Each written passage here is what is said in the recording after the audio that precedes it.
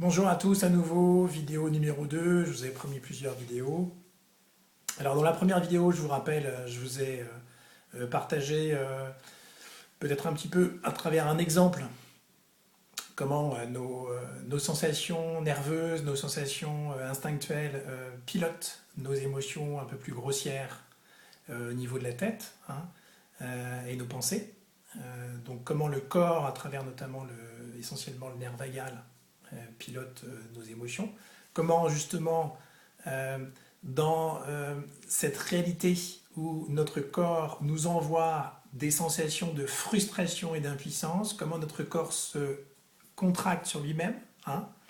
On a cette espèce de rétractation qui nous met dans une réalité étroite, une réalité que j'appelle diminuée, hein, et qu'à partir du moment où on est frustré, eh bien, on va focaliser sur cette frustration dans le corps. Nos capteurs, qu'on appelle interoceptifs, au-delà de nos cinq sens, hein, nos capteurs au niveau des viscères, au niveau des muscles, nous envoient une information comme quoi nous sommes comme dans une prison, hein, dans un rapport très très étroit, hein, comme si on était compressé, une espèce de pression. Et bien cette pression est envoyée vers la tête qui va émettre les mêmes schémas émotionnels à travers les mêmes autoroutes neurologiques, les mêmes autoroutes de pensée et d'émotion que nous avons construites à travers justement le système nerveux qui nous envoie toujours et en permanence les mêmes informations. Alors ce que je voulais partager avec vous aujourd'hui, c'est comment peut-être on peut sortir de ce schéma. Alors évidemment, aujourd'hui ça va être théorique, hein. Ce que je propose, c'est lors des séminaires à venir, notamment celui des 20 et 21 janvier, que vous puissiez expérimenter dans votre corps et dans votre tête, justement, cette façon de concevoir l'approche thérapeutique. Donc souvent on parle, c'est vraiment le sujet que je voulais aborder aujourd'hui, hein, parce que donc c'est l'ouverture du cœur, hein, on parle souvent de l'ouverture du cœur. Alors c'est quoi l'ouverture du cœur? Ouvre ton cœur, ça c'est des mots qu'on voit souvent sur les posts sur Facebook ou sur les sites, comme si c'était aussi simple que ça, hein, comme si c'était par magie, on pouvait lâcher prise ou ouvrir son cœur comme ça à volonté. Vous allez voir que c'est pas aussi simple que ça. Retenez la première info. Alors deux infos capitales que j'ai déjà évoquées qui sont les suivantes. Dans un premier temps, l'information va à 90% du corps vers la tête, d'accord, hein. Et puis deuxième information, la première entité en nous qui capte l'information, on pourrait dire quantique, hein, invisible de l'extérieur, visible et invisible, eh bien c'est notre corps, hein, à travers notre système nerveux. Notre corps capte l'information une demi-seconde avant notre tête. Et même je peux vous dire que notre corps fonctionne en circuit fermé, s'il le veut. Si la tête ne fonctionne plus, le corps peut travailler seul à travers ce qu'on appelle le tronc cérébral, qui est la partie basse, hein, du cerveau, qui est plus associée au corps qu'à la tête en fait. Enfin, en tout cas, c'est la courroie de transmission entre les deux, hein. Donc ce tronc cérébral, il est autonome, et c'est lui qui nous permet essentiellement de ressentir nos sensations au-delà même de la tête. Voilà. Donc notre corps est notre principal sas de perception de l'information que j'appelle quantique, cette information invisible qui vient de l'extérieur, ou lorsque vous vous asseyez à côté de quelqu'un dans un bus, alors que vous ne le connaissez pas, vous avez déjà des sensations au niveau du corps qui vous disent si vous êtes dans un moment confortable ou pas, hein. Vous sentez par instinct les choses, hein.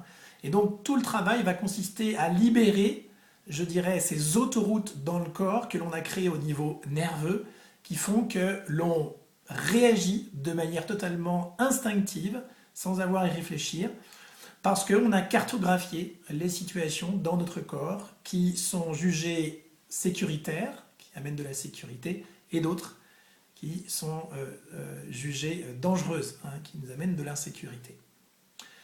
Donc ouvrir son cœur, ça paraît aussi simple que ça ne l'est pas. Ouvrir son cœur, ce serait passer dans une réalité que j'appelle augmentée, c'est-à-dire être capable non pas de focaliser sur l'étroitesse de notre corps, la frustration de notre corps, mais nous ouvrir à cette frustration et être capable de voir et d'avoir des perceptions qui vont au-delà, hein. J'avais pris cet exemple de cette femme qui prépare un repas, au-delà de « il n'apprécie pas mon repas », hein, c'était l'exemple que j'avais pris. Pour ceux qui n'ont pas vu la première vidéo, je vous invite à aller la voir. Eh bien, la première chose que l'on va faire au niveau du travail thérapeutique, l'on va libérer l'énergie nerveuse, justement, qui est restée bloquée et figée dans certains tissus nerveux, dans certaines situations. Là, en l'occurrence, l'exemple que j'avais pris, c'était justement le sentiment d'être abandonné et le sentiment d'être rejeté. Donc le corps nous envoie cette frustration d'abandon, cette impuissance dans des situations d'abandon, cette peur d'être abandonné, hein, il nous envoie ces informations, et la tête va réagir par un sentiment de colère, un sentiment de rancœur, un sentiment de tristesse, etc. Donc, première chose, eh bien, par le travail, qui est un travail de conscience focalisé sur le ressenti corporel, et en même temps un abandon à cette conscience, c'est-à-dire qu'on va accompagner dans le corps, justement, ces sensations et ces ressentis, hein, on va les abandonner, à travers des structures qu'on a dans la tête, hein, alors je ne vais pas vous les détailler, mais des structures corticales, qui sont finalement les mêmes que celles qu'on utilise en méditation. Voilà, hein. En méditation, par exemple, de pleine conscience. Ce qui ne veut pas dire que l'on libère le corps par la méditation, attention. Hein. C'est juste que la méditation utilise les mêmes structures corticales, ce qui n'est pas la même chose. Hein. L'insula, le cingulum et le préfrontal médian. Voilà. Donc, si je reprends mon fil conducteur, on a 3 étapes pour ouvrir son cœur, hein, pour être capable de passer dans une réalité augmentée où on est capable d'avoir une perception bien au-delà de « je me sens abandonné, je me sens rejeté ». Et là, on va s'ouvrir à l'autre, on va créer une relation, c'est ce que j'appelle une réalité augmentée. On va voir tout à coup l'autre dans sa dimension de ben lui, l'autre aussi, il souffre, l'autre aussi, il a des ennuis. L'autre aussi, il se pose des questions sur sa vie. L'autre aussi, il a le droit d'être frustré. L'autre aussi, il a le droit de se sentir impuissant. L'autre aussi, il a le droit de se sentir angoissé. Donc le travail de focalisation, alors évidemment c'est tout un protocole avec un accompagnement lambda, hein, que je ne vais pas vous détailler, mais retenez cette idée, c'est qu'on a dans la première étape ce travail de libérer l'énergie qui s'est figée dans certains tissus nerveux et qui nous envoie toujours le même type d'information, nous disant comment nous devons ressentir au niveau émotionnel et comment nous devons penser, comment nous devons analyser la situation. Ça définit toutes nos croyances aujourd'hui, toutes nos valeurs par rapport à des expériences que l'on vit chaque instant. Hein. Donc aujourd'hui, si nous avons autant de certitudes, eh bien les certitudes commencent dans le corps. Tout est catalogué au niveau justement sensoriel et instinctuel dans le corps. Donc première chose, première étape, eh bien, nous allons libérer ces sensations figées, hein, cette énergie nerveuse qui est figée dans le corps, par une attention focalisée et un abandon dans le corps, un relâchement qui en même temps va accompagner par la conscience justement ce ressenti qui se libère. Première étape, une fois que l'énergie nerveuse est libérée, eh bien dans un second temps, nous allons permettre à notre système nerveux de faire autrement que ce qu'il avait fait à l'époque. Ou en tout cas, de peut-être réagir autrement que la façon que nous avons de réagir aujourd'hui. Donc je reprends ma situation où nous allons nous en prendre à notre amoureux parce qu'il n'apprécie pas le potage et le repas que nous avons préparé. Hein. Nous allons devenir furieux, furieuses, acariâtres et dans la frustration et la rancœur. Donc deuxième chose, eh bien, en fait ce qui va se passer, c'est que durant cette deuxième étape, nous allons passer par ce que j'appelle des inversions de perception dans le corps. Alors ça paraît un peu bizarre, hein, des perceptions dans le corps, mais si vous m'avez bien suivi tout à l'heure, les perceptions commencent dans le corps, puisque le corps perçoit l'information avant la tête, une demi-seconde avant. Et tout se cristallise dans le corps d'abord. Donc nous allons passer par notamment des inversions de perception, hein, pour que justement la tête et le corps soient capables, à travers des perceptions qui étaient focalisées sur la situation, du style « je me sens abandonné », donc là ça pourrait être, on pourrait verbaliser le fait que, je sais pas moi, « Philippe, tu m'abandonnes ». « Philippe, tu m'abandonnes », par exemple. Eh bien, on va inverser ces perceptions pour passer d'abord de notre perception vis-à-vis de l'autre, puis de l'autre qui va nous donner sa version, hein, peut-être sous la même forme, peut-être une perception, mais cette fois-ci inversée, puis après une perception qui va passer par la perception que l'on a vis-à-vis de nous-mêmes. Et à travers ces trois perceptions, et notamment, alors un travail que je ne vais pas vous détailler, mais qui consiste à répéter en actionnant l'aire de Broca, qui est l'aire du langage, associé au préfrontal, qui nous permet d'avoir des perceptions différentes, parce que ces deux zones neurologiques sont l'une à côté de l'autre, ici, à gauche. Hein. Eh bien, justement, en sollicitant ces aires neurologiques et cérébrales, nous allons permettre justement à ces perceptions que l'on va vivre dans le corps et que l'on va verbaliser à voix haute, eh bien de les opposer ou de les compléter, en tout cas qu'elles se neutralisent, qu'on ne reste pas juste sur une perception étroite et frustrée, figée de la situation, mais qu'on soit capable justement d'avoir une version 3 dimensions, comme je l'évoquais tout à l'heure, triple perception, qui va nous permettre justement d'élargir notre perception de la situation, mais en partant du corps et pas de la tête. Vous m'avez bien suivi. Hein. Une fois qu'on est passé par ces trois perceptions que l'on vit dans le corps, dans cet abandon et dans ce relâchement, en saturant la mémoire nerveuse et justement en faisant que ces perceptions verbalisées se neutralisent, eh bien, notre système nerveux orthosympathique qui permet de passer à l'action s'est libéré. Eh oui, notre système nerveux qui, au quotidien, nous empêche de passer à l'action dans nos projets, ces moments où on reporte, je dirais, nos projets au lendemain, eh bien, c'est parce que dans certaines situations qui datent de l'enfance, eh bien, on a figé certains tissus nerveux qui nous empêchent aujourd'hui de passer à l'action parce que le corps dit non. Le corps nous dit tu n'iras pas. Le corps nous dit c'est dangereux, n'y va pas. Hein. Donc nous reportons au lendemain, nous racontons une belle histoire, donc la tête suit le message du corps en disant non mais aujourd'hui non je suis un peu fatigué, je pense que demain ça ira mieux, ou je sens que là aujourd'hui c'est pas le bon moment parce que un tel ou une telle sont pas prêts, etc. On va se trouver toutes les bonnes raisons du monde de reporter ça au lendemain. Donc ça c'est la deuxième étape, on a libéré l'énergie nerveuse, cette fois-ci on l'exploite pour justement passer à l'action en neutralisant les perceptions, et là on commence déjà à passer en réalité augmentée.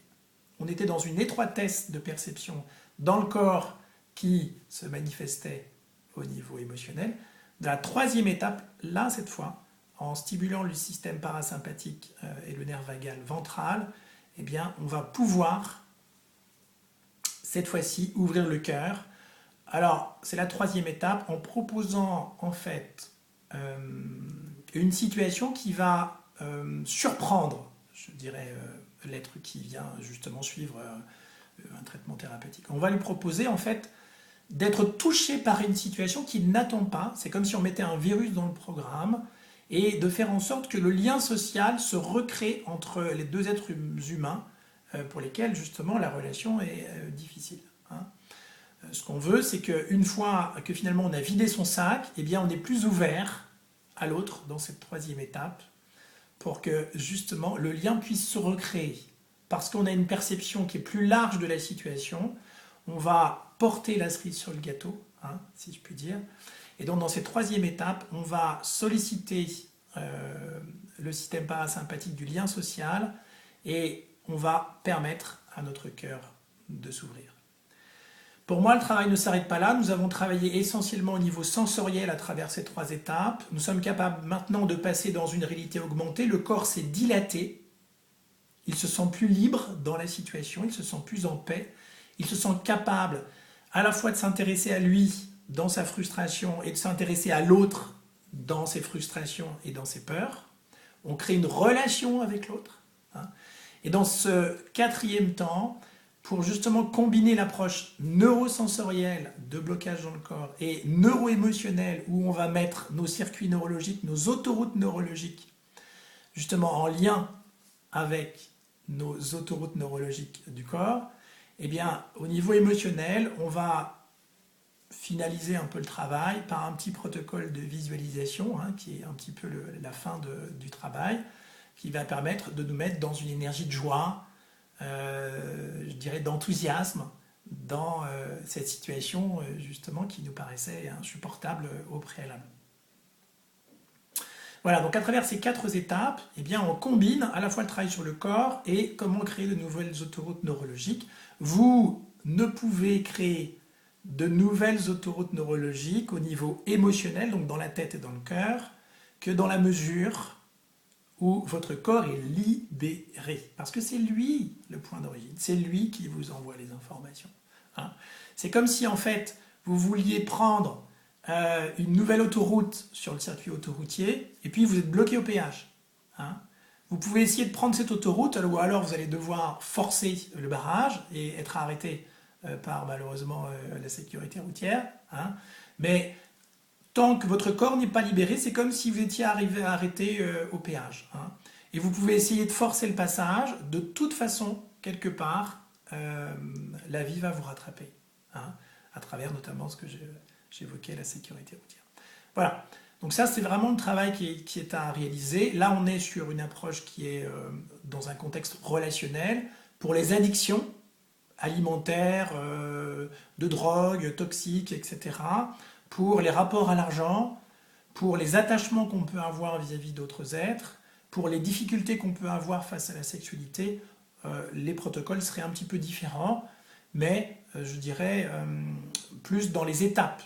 Dans le travail, quelque part le travail va être assez proche. On va à chaque fois travailler à la fois sur le sentiment de peur, le sentiment d'impuissance, le sentiment parfois de rage, et surtout le sentiment de frustration qui nous met dans une réalité étroite au niveau du corps, comme une pression intérieure, comme si en fait on se rétrécissait sur nous-mêmes, qui nous donne une vision du temps qui est très très réduite, en fait, quelque part, très ramassée, comme si en fait on subissait la situation.